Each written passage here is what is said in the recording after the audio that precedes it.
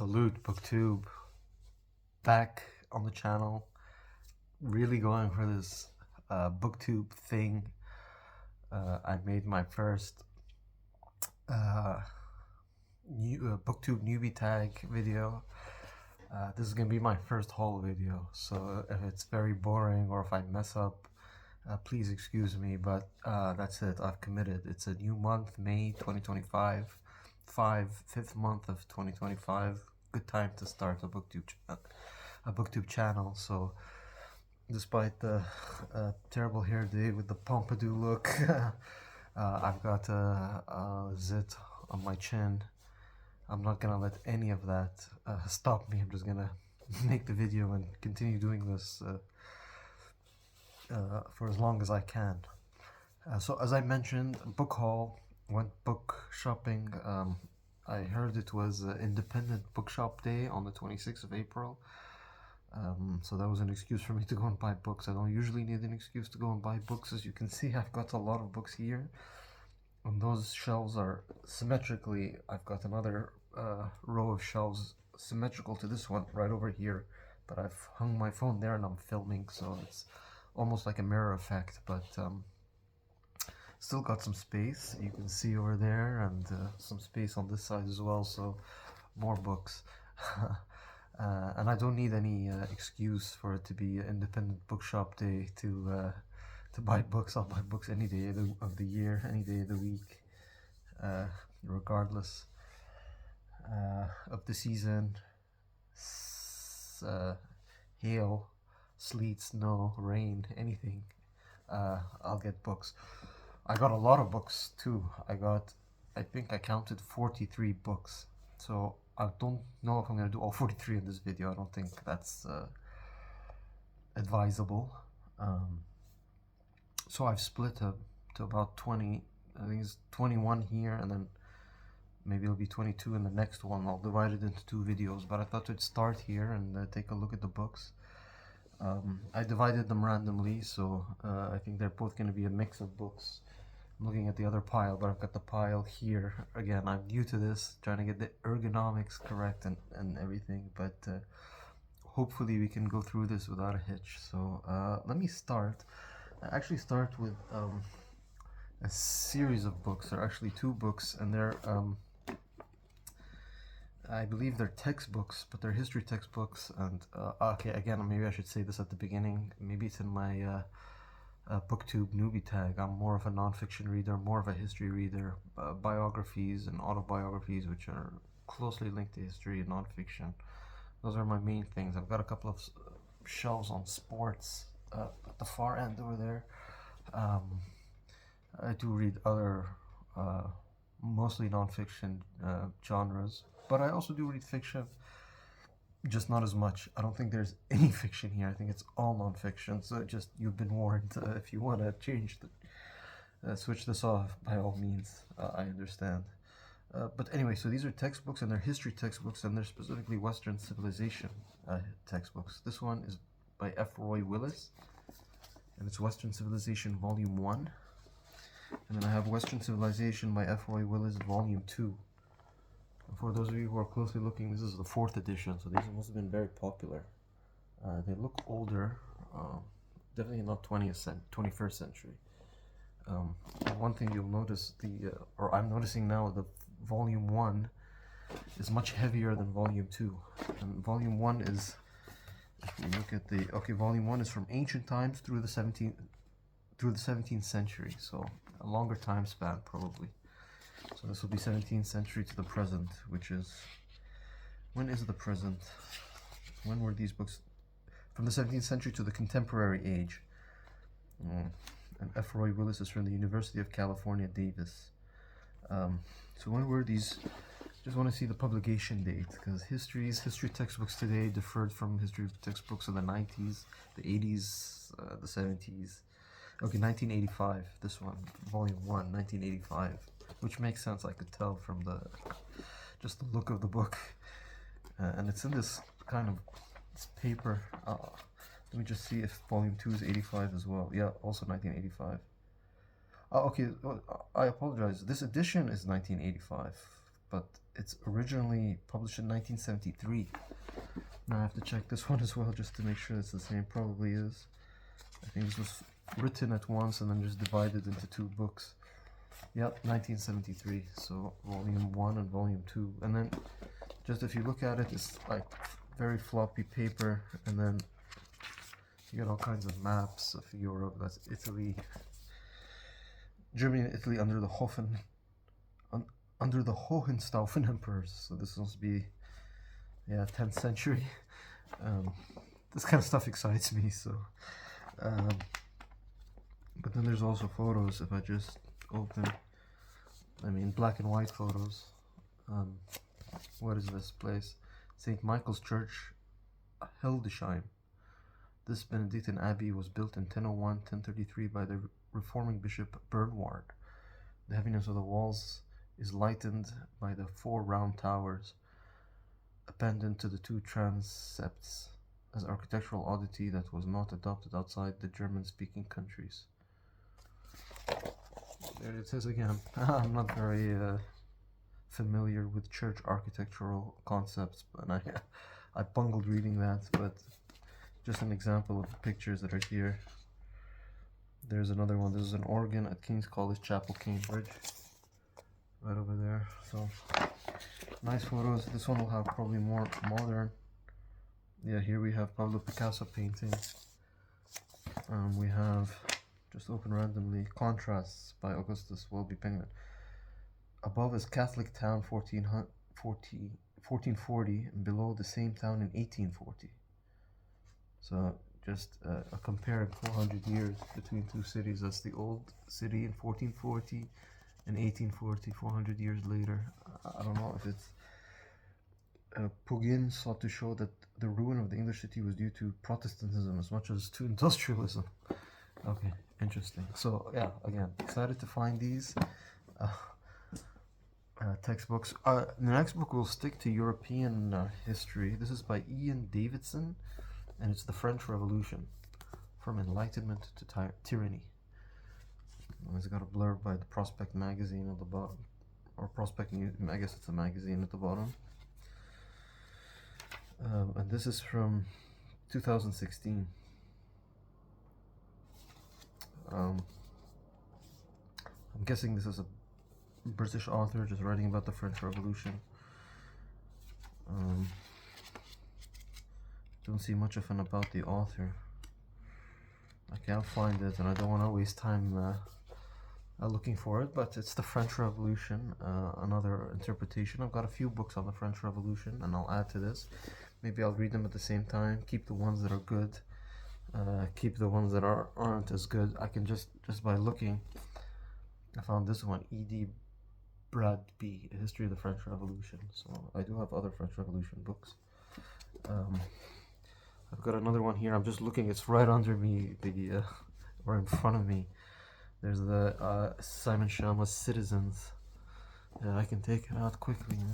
Yeah, that one I think is also a chronicle of the French Revolution. I'm sure there are more. I just have to look for them. They're not all in the same place. The shelves right in front of me are mostly related to European history. So again, I'm looking, but those are the 2 I found instantly, and now I can add this to my collection. Now we switch, although I wanted to say we switch from the West or Western history to more Eastern history, but this is actually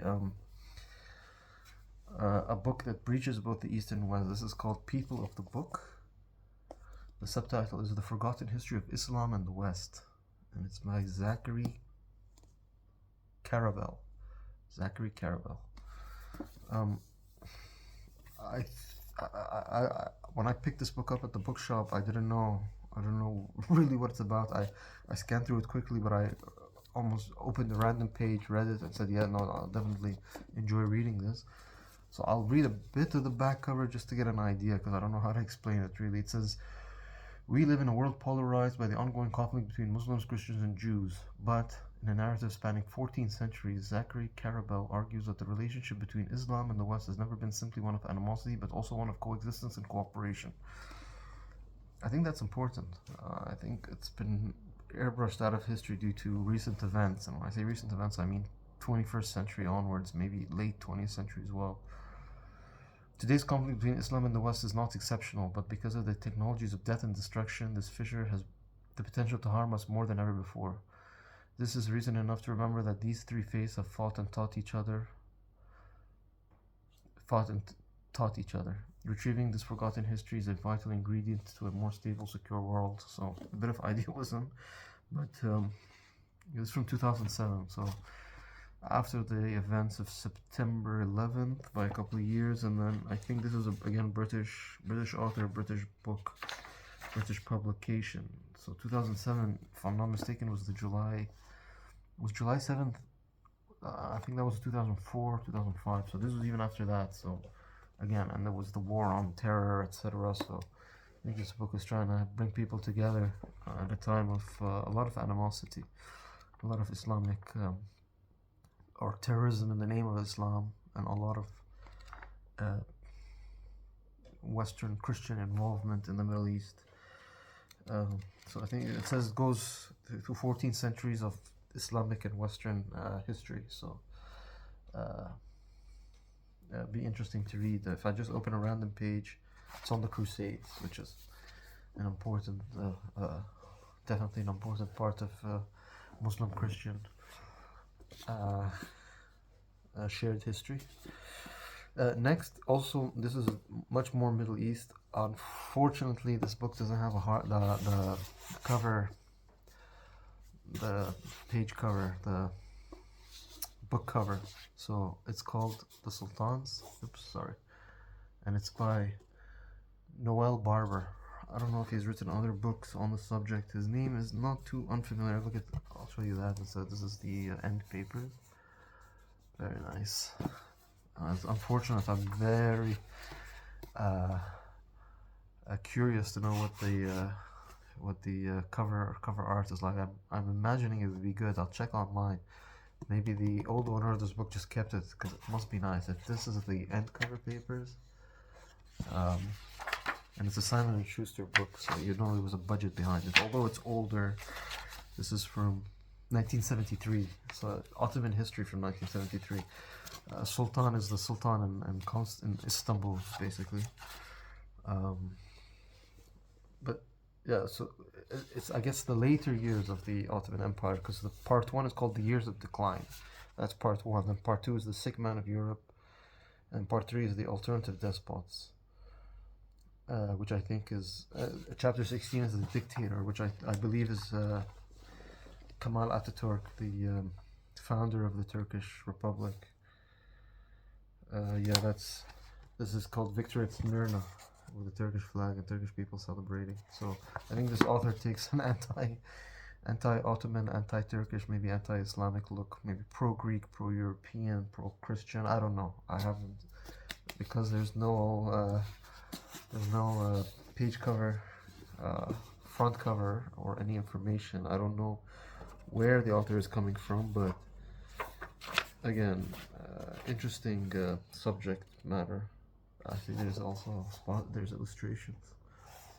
The Grand Vizier receives a British ambassador in Istanbul in 1788. So, yeah, interesting subject. I've got quite a few books on the Ottoman Empire. You can see it there. It also continues up there a little bit. It's not all Ottoman Empire. Those two shelves are mostly what I call my medieval or Middle Ages.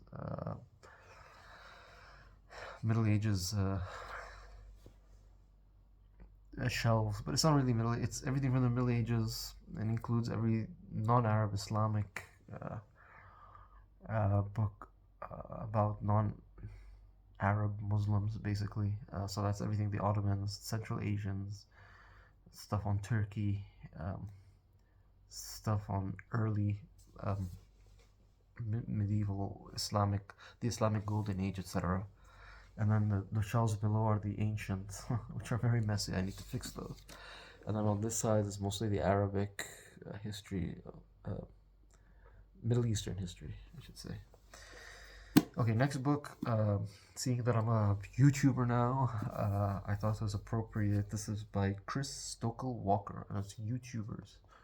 How YouTube shook TV and created a new generation of stars. I'm one of them.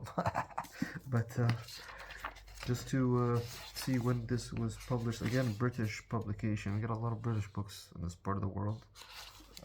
For those of you who are new to the channel, well, you must be new because this is only my second video, but as I mentioned in my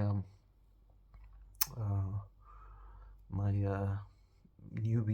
booktube newbie tag video, I am from the Middle East, in the United Arab Emirates, in the heart of the Middle East. So most of the books we get here you'll get American publications. I've got a shelf here again in front of me, which are mostly American history. So you will get American books, but the majority, especially the circulation of used books, is British. So this one is British, and it's from 2019, so it's probably already outdated, but it'd be interesting to see what he talks about. And probably now we would understand it, but just the impact, I think, especially after YouTube got bought out by Google, and how the algorithm works, etc. It's really bumped up people, everyday people, into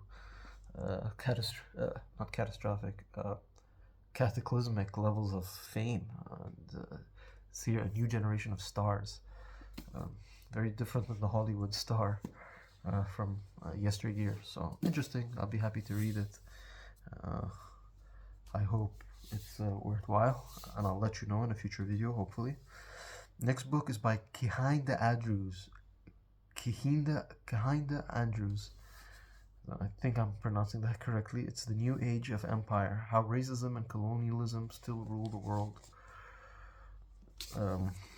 So this is, I think, he's talking about modern day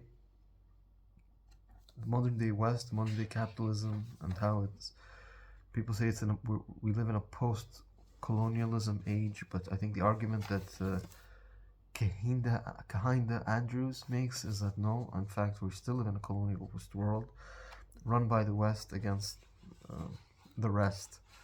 See, chapter 1, I'm white, therefore I am. Chapter 2 is genocide. Chapter 3 is slavery. Chapter 4 is colonialism. Chapter 5 is dawn of a new age. Chapter 6 is the non-white West. Chapter 7 is imperial democracy. And then chapter 8 is chickens coming home to roost.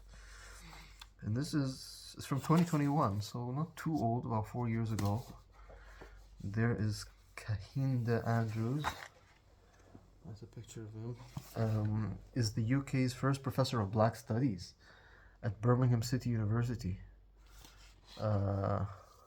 where he has led the establishment of the first Black Studies program in Europe. Okay, so very much a person who covers racial aspects of life in the West. And again, I think this is British, so he's in Birmingham University. This is a British publication. So race relations in America is a very fraught subject. This is European, mostly British, I would imagine. British race relations, so a little bit different perhaps than American relations, but interesting to see what his conclusions will be. I'll be interested to read it, to see how he makes the argument and if his argument has any legs. And then we have a book which I owned as a paperback, not a very good one that could probably fall apart. So I was very happy to find it as a hardcover. This is Marie Antoinette by Antonia Fraser. Here's the paperback that I had previously, which is maybe a nicer cover, but it's not in the best of conditions. It's floppy, but this one is almost new, like it's almost clean. I bought it from a used bookstore for a very good price. It's got colored photos, and I think that's okay. That's not Versailles. That's Luxembourg. That's probably the Austrian palace where Marie Antoinette grew up. There's all kinds of photos. I mean, the paperback has it as well, so you've got photos here, but I'm scared this is gonna fall apart. I don't know, maybe I'll give this one away and keep the hardback. I know that this book was a subject of a read-along by Steve Donahue on his book club a couple of months back, probably a year back now. So I unfortunately couldn't participate at the time due to time constraints. But I can always go back to those videos, and maybe when I read that, I will go back to his videos and read them. Maybe if I, again, I'm new to this, but if I do remember, I will maybe put a link to the read along.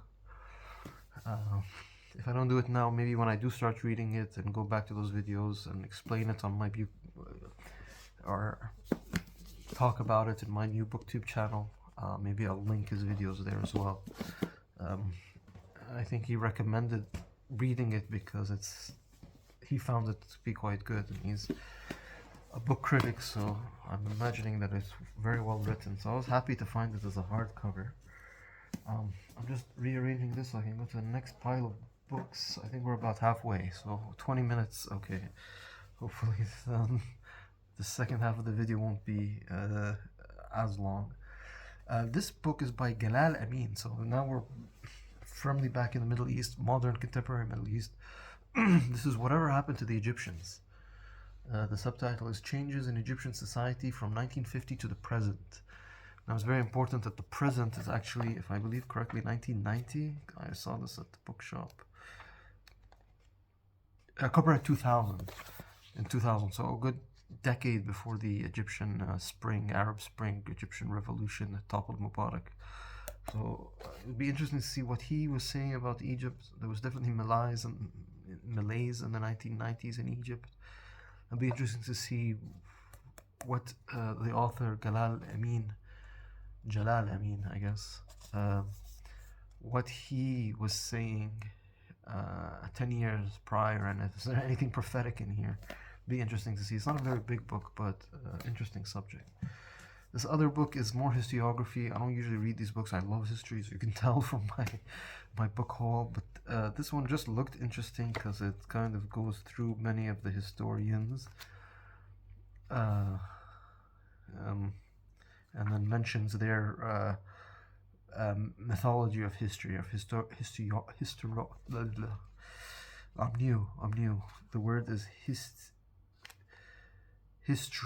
historiography. There we go. This is Access to History. Sorry. The series of books is called Access to History. This book is called History and the Historians. It's by John Warren. So this is, again, probably relatively recent. 2014. Oh, sorry.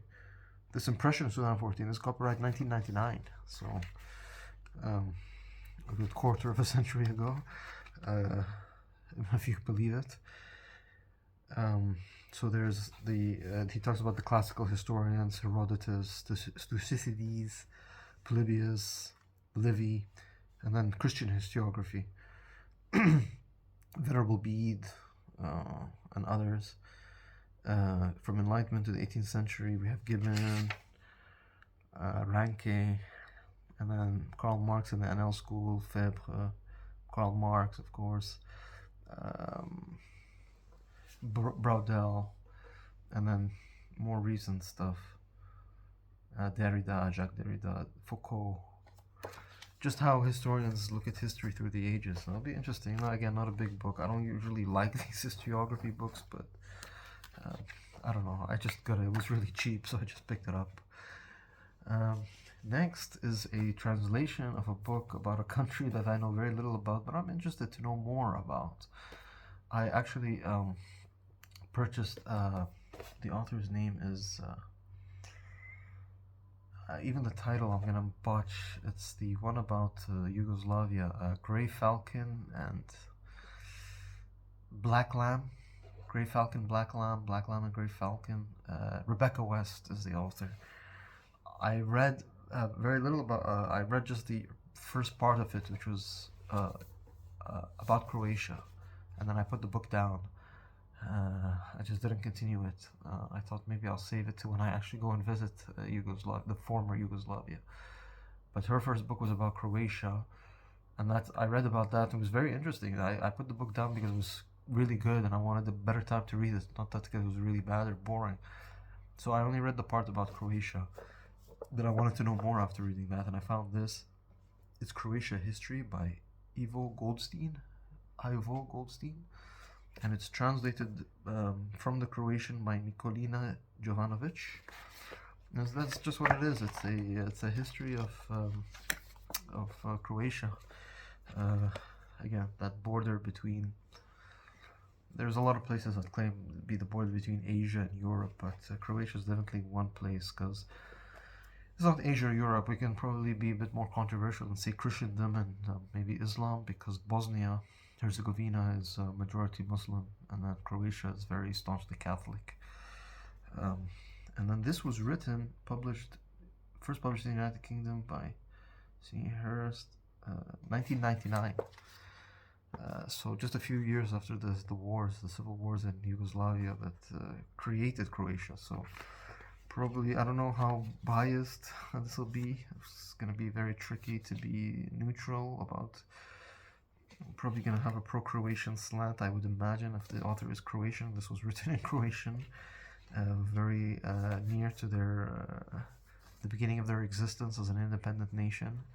So be happy to read it. There's a lot of it starts with Croatia and antiquity, and then the first centuries, and then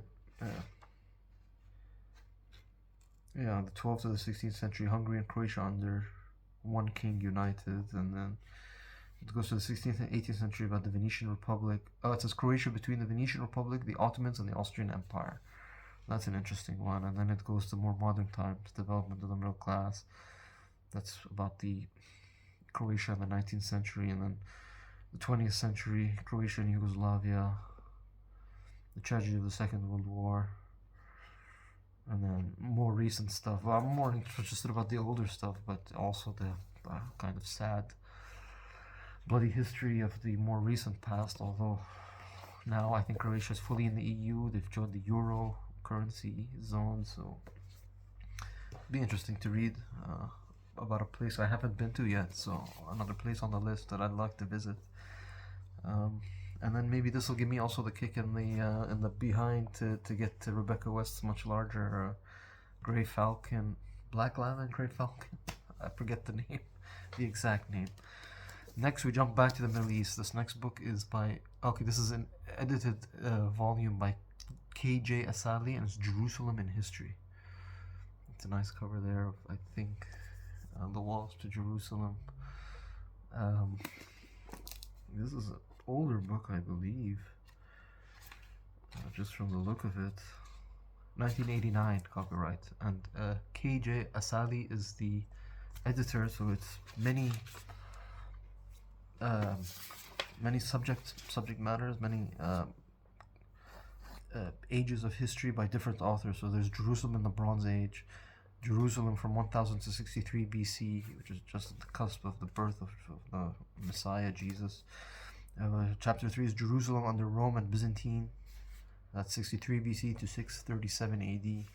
Jerusalem in the early Islamic period, then Crusader Jerusalem, Jerusalem under the Ayyubids and the Mamluks, Jerusalem under the Ottomans. Chapter 8 is Jerusalem in the 19th century, and then chapter 9 is the transformation of Jerusalem, which is Jerusalem in the 20th century, 1917 to 1987, which is when the Zionist project was introduced into Jerusalem and its area, we can say so. And then each of those chapters are by different authors, and then there's an explanation of each author, the background of each author, most of whom look like Arabists. Well, actually no. So the earlier ones, of course, aren't Arabists. The ones in the middle are, but the more ancient ones, Jerusalem in ancient times, are by biblical scholars and specialists in antiquity. So again, interesting. Very sorry, it's not very long, but it looks very interesting. I was happy to find it. I've got the book somewhere over there. Sebag Montefiore, I forget his first name now. I'll tell you. Simon Sebag Montefiore wrote a book about Jerusalem as well. Big, much larger than this. I think it's called Jerusalem, a Biography. So with this, this older book and his more recent look, which I haven't read yet. I can maybe read them together and can claim to be a Jerusalem expert. Very symbolic place, especially in the Middle East and amongst. Sorry, my battery is dying, but I think I can cover it before it does die. A very symbolic place that I'll be happy to read about. This next book is, the series is called Teen Life Around the World. This is Teen Life in the Middle East. And then there's a lady there. She's covered, but then she's also dressed very very Western-like, and she's holding a cigarette, smoking a cigarette. This is edited by Ali Akbar Mahdi.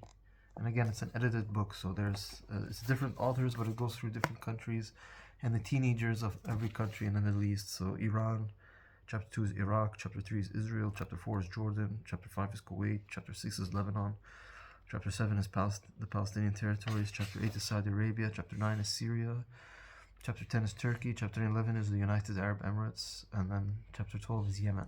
So most of the Middle Eastern countries, not all, but a lot of them are covered, which is pretty good. So happy to find that at a reduced rate. These academic hardcover books are usually very expensive, so I was happy to find this cheap.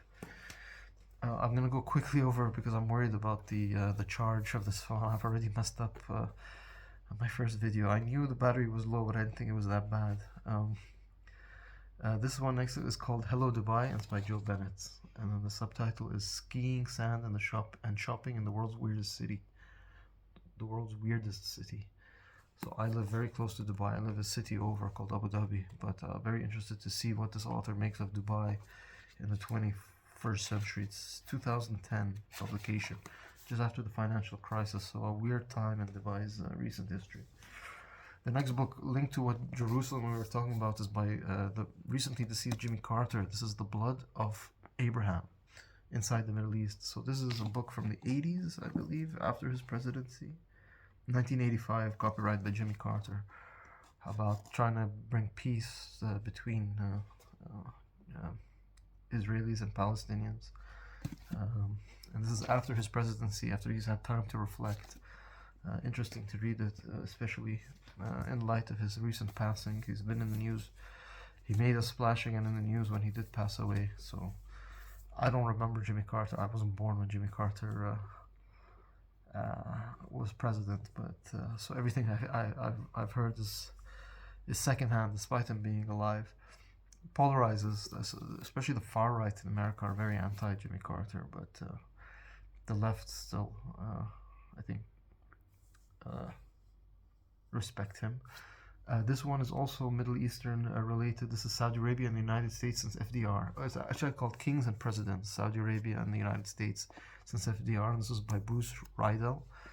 I've heard that name before, but I don't recall any of his other books off the top of my head. But this is basically the history of USA and Saudi Arabian relations post-World War II. Very influential time. And I think most of us who are watching this probably lived through, or at least have a parent who lived through. I don't know the age range, the demographics of my viewership, but very consequential relationship, controversial and consequential.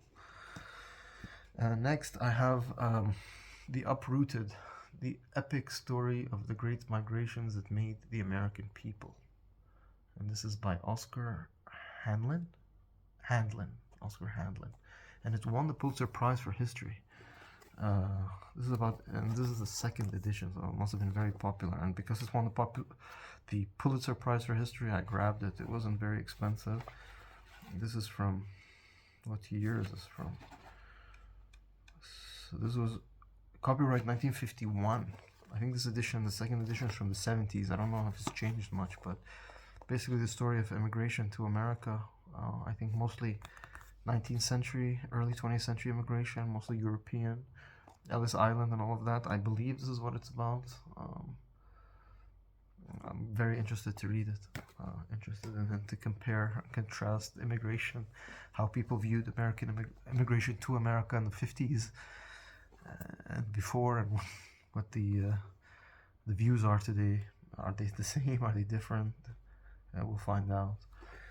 This is linked also. This is okay. I said there was Oh, actually, this isn't fiction. This is non-fiction. It's called Burkalicious, The Dubai Diaries by Becky Wicks. And the subtitle is A True Story of Sun, Sand, Sex, and Secrecy. So this is a British lady who moves to Dubai, and these are just her memoirs of her time, her recollections of her time of a Western woman in a Middle Eastern country. Um, Burqa, Alicious, and yeah, so they're uh, again living the high life in Dubai, and so it's again very niche for my part of the world. But when I saw it, I grabbed it. I said, why not? Uh, I'm scared this is gonna cut off, and I think at 36 minutes, I think I'm gonna cut this off as we approach 36 minutes. I'm gonna add the one, two. I've got 4 more books left, but I'm gonna add it to the other pile when I have full battery. It's my first video, I don't want to ruin it. So I think I'll do that, and I'll sign off for this one. And I hope to see you in the next video where I'll continue my book haul. Thank you for watching. Salute, BookTube.